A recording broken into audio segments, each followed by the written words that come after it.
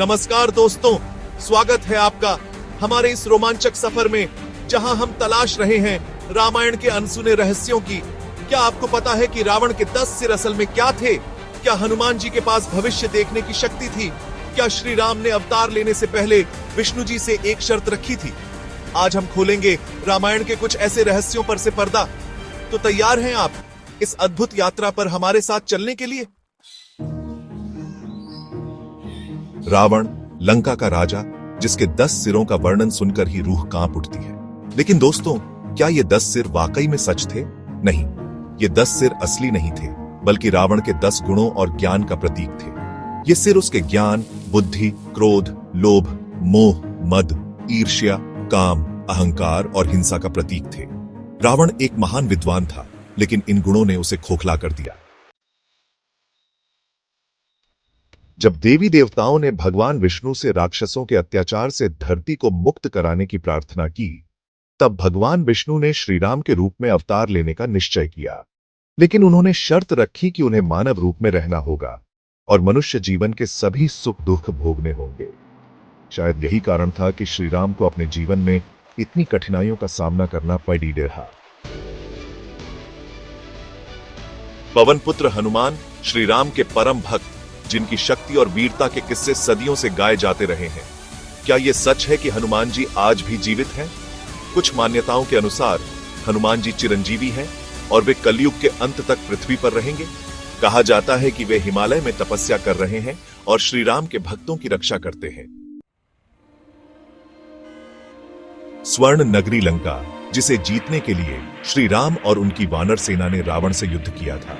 लेकिन क्या आप जानते हैं कि रावण से पहले लंका का राजा कौन था?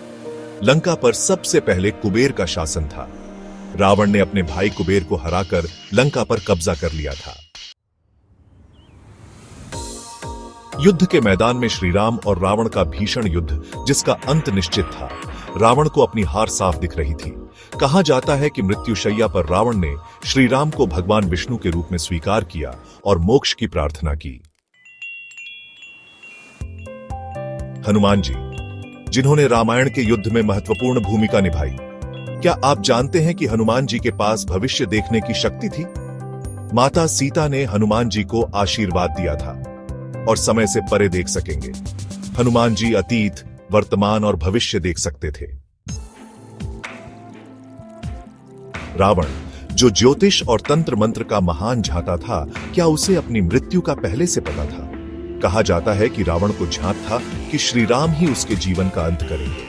फिर भी उसने अपने कर्मों से बाज नहीं आया और युद्ध किया।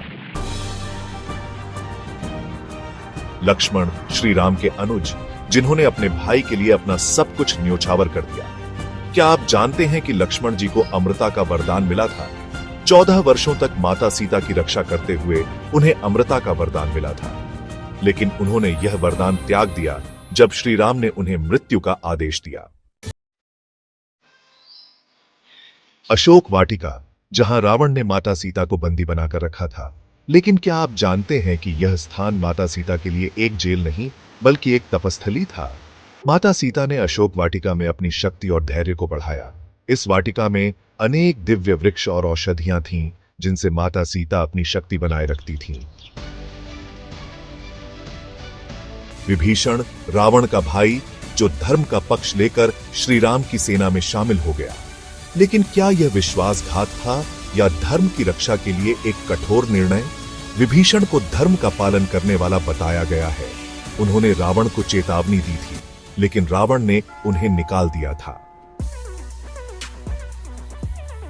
रावण, जिसे हम एक क्रूर और अत्याचारी राजा मानते हैं, क्या उसके वंशज आज भी मौजूद हैं?